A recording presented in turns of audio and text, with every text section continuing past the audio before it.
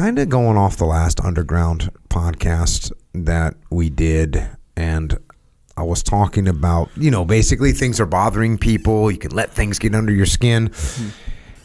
So there's a song by a band called Black Flag.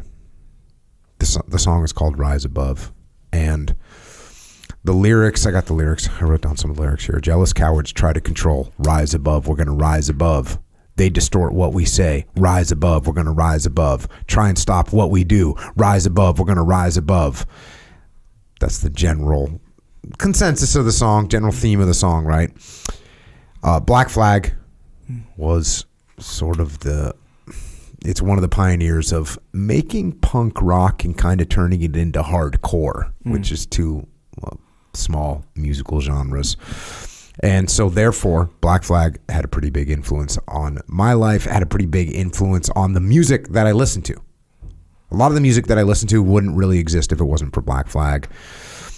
Greg Ginn, that album that song came out on, Rise Above, it's called Damaged. This is the first album that they put out with Henry Rollins singing. Well, maybe a month ago or something, it popped up on my playlist, Hell yeah. And I was rocking. And I realized how important that idea is for so many situations that we get into now. And the idea I'm talking about isn't really what the song is about.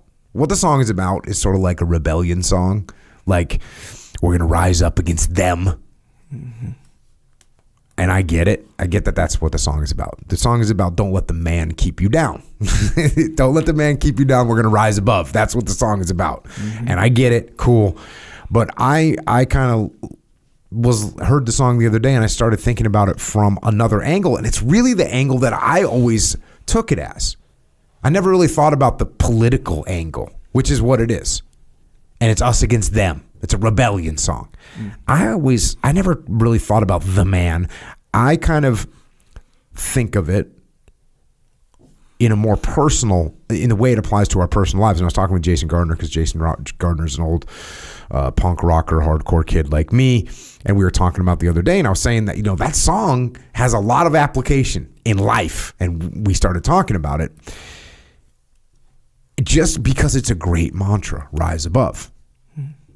Because in life, if you're not careful, there are an infinite number of things that will drag you down as a person. Whether it's your own ego, whether it's other people's petty egos, whether it's stupid arguments that are taking place, whether it's little slights against you, those little shots. Mm-hmm. Random little emotional attacks, either from you or other people. Little political maneuvering that's going on. They're going to get that thing. They're going to get that look. Mm-hmm.